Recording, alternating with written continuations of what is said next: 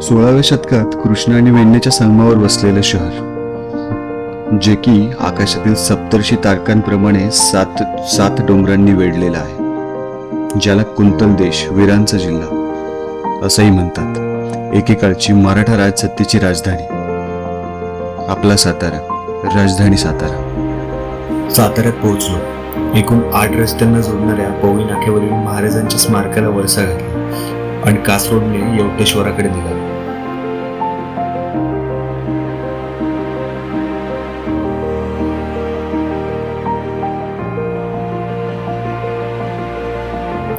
यवतेश्वराचे एक वैशिष्ट्य म्हणजे दिवाळीमध्ये यवतेश्वराची यात्रा निघते.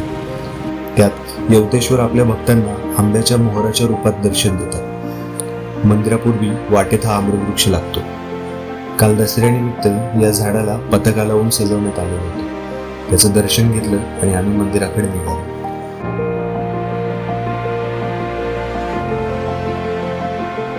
यवतेश्वराचं मंदिर रस्त्यालगत जरासं खोलगेट भागामध्ये आहे.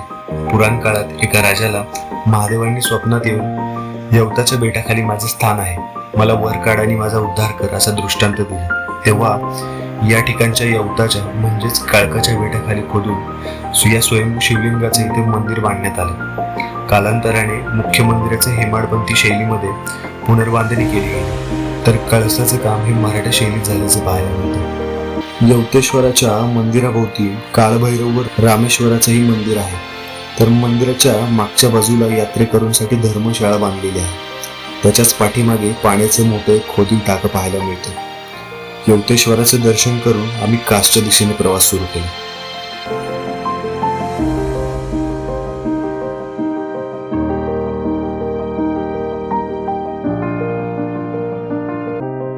कासकडे जाताना डाव्या बाजूला उरमोडी धरण आणि आजूबाजूचा प्रदेश सकाळच्या कोवळ्या उन्हाचा आनंद घेत धुक्यातून मोकळा होताना दिसत होता.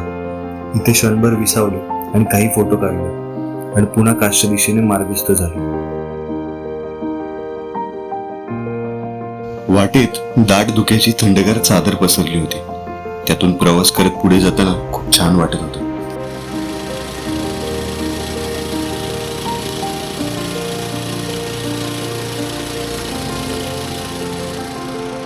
सातारा शहरापासून कास पठार 22 किलोमीटर लांब आहे. कास पठार हे महाराष्ट्रातील सातारा जिल्ह्याला लाभलेले एक अद्भुत नैसर्गिक सौंदर्य. पावसाळ्यात फुलांचा अविस्मरणीय बहर पाहण्यासाठी हे ठिकाण प्रसिद्ध आहे. 2012ला युनेस्कोने सह्याद्रीच्या कुशीत जोपासलेल्या निसर्ग सौंदर्याची नोंद घेत कास पठाराला जागतिक वारसा स्थळ म्हणून घोषित केले. या स्वर्गीय सुख देणाऱ्या पठाराला आपण ऑगस्ट ते ऑक्टोबर मध्ये भेट देऊ शकता. इथे 850हून अधिक प्रजातीची फुलं पाहायला मिळतात. त्यापैकी मुख्य फुलांचा जो बहर आहे तो अंदाजे 20-25 दिवसच असतो. नंतर आलात तरी आपल्याला जैवविविधतेने परिपूर्ण असा हा पठारी प्रदेश कोणालाच मोकळ्या मनाने माघारी जाऊ देत नाही. निश्चितच तुम्हालाही नाना प्रकारची फुलं पाहायला मिळतील. आम्हाला पुढे वजराईचा धबधबा पाहायला जायचं होतं. कास पठारावरील गर्दी पाहता रस्त्यालगतच मिळणाऱ्या फुलांचा आनंद आम्ही घेतला. त्यातही आम्हाला नाना प्रकारची फुलं पाहायला मिळाली. पण निश्चितच संपूर्ण कास पठाराचा फिरून आनंद घेता आला नाही. त्याचं दुःख मनामध्ये कुठेतरी होतं. पण पर्यटकांच्या लांबच लांब रांगा चुकवल्याचं समाधानही आम्हाला मिळालं होतं. कासची फुलं पाहून कास तलावाकडे प्रवास सुरू केला.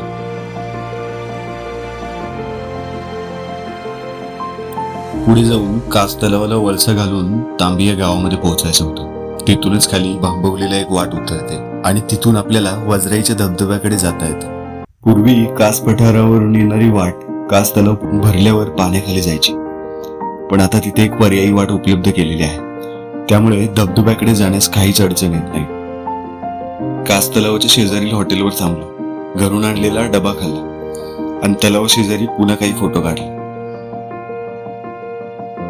आणि वजराईच्या दिशेने प्रवास सुरू केला. कास तलावातून जे पाणी खाली येतं तेच पुढे जाऊन वजराईच्या धबधब्यातून खाली कोसळते आणि तिथूनच उगम होतो वेण्णा नदीचा. याच नदीवर सज्जनगड लगत उरमोडीचं धरण बांधलेलं आहे आणि या कास तलावातील पाणी सातारा शहराला पिण्यासाठी पुरवलं जातं. तलावाला वळसा घालून कासाई देवीच्या डाव्या बाजूने एक रस्ता जातो. त्या रस्त्याने आपल्याला तांबेच्या वाघेश्वरी मंदिराजवळ पोहोचता येते.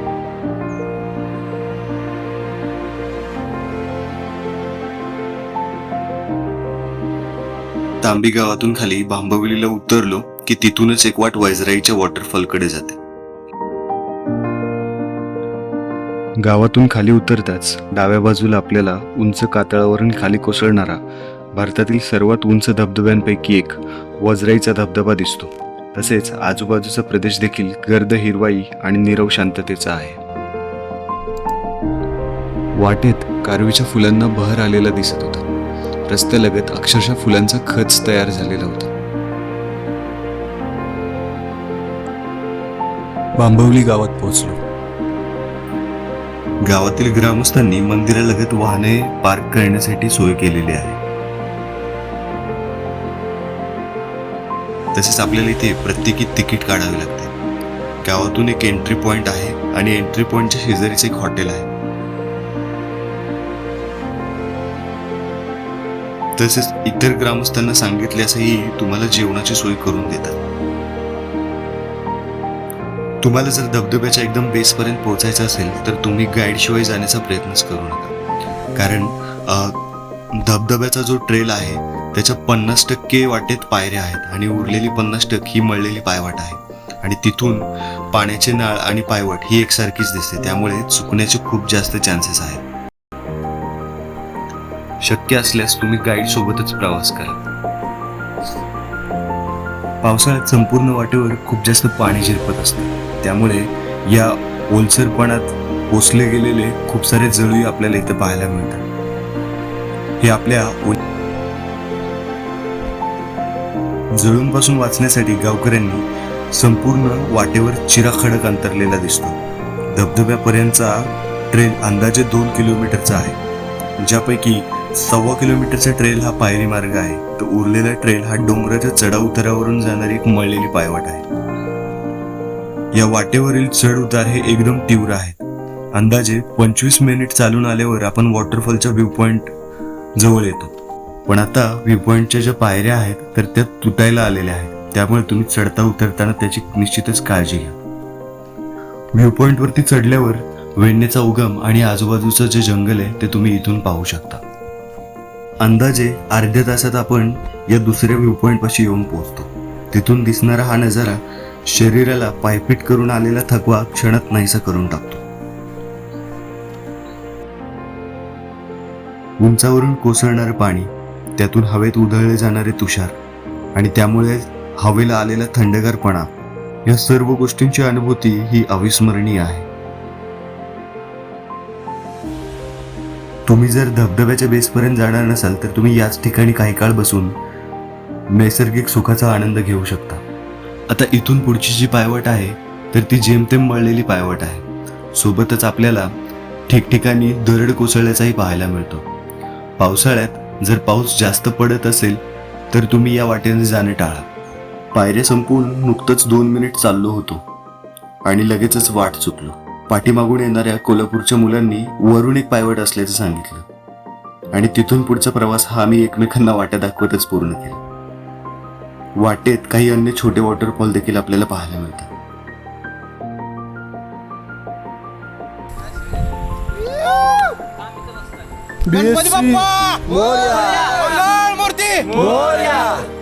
चला विसर्जन करायला चला आता. बऱ्याच ठिकाणची वाट ही खूप घसरडी झालेली आहे, त्यामुळे उतरताना काळजीपूर्वक उतरा.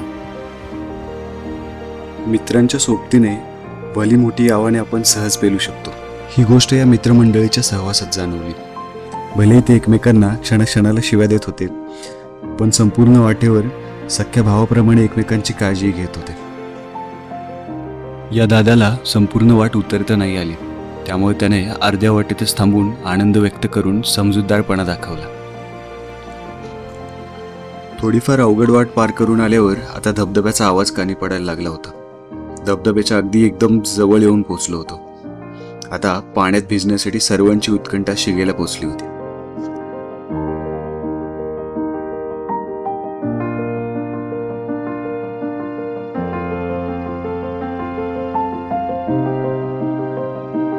निसर्गात मिळणाऱ्या या स्वर्गसुखाची आपल्याला व्याख्याच करता येणार नाही, त्याचा फक्त अनुभव करता येऊ शकतो.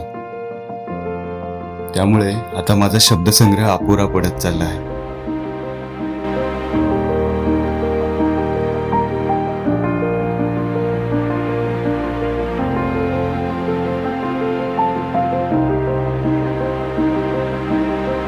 पैसा वसूल झालाय, मी आता आंघोळ करत असतोय.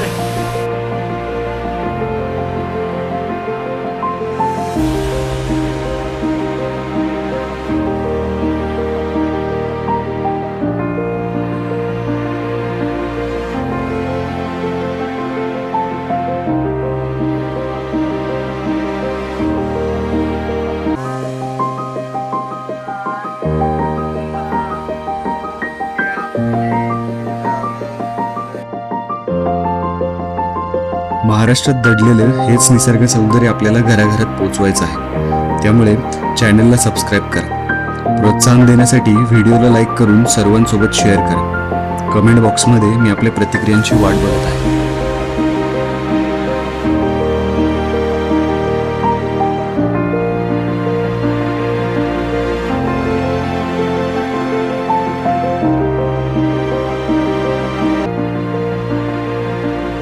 काळ्या कातळावरून आदळणाऱ्या या निसर्ग सुखाचा आम्ही सर्वांनीच मनसोक्त आनंद घेतला आणि परतीच्या वाटेवर निघालो.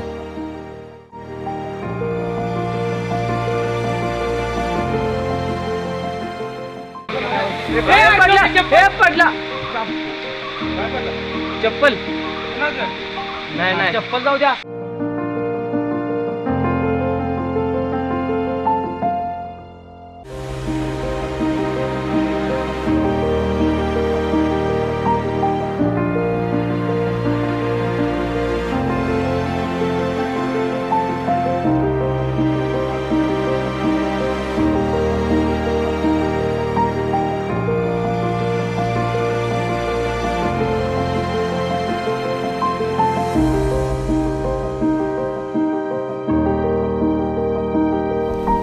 कोल्हापूरवाल्यांचा एक डायलॉग शिकलो.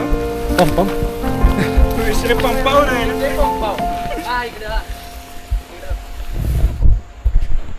विषय पंपा विषय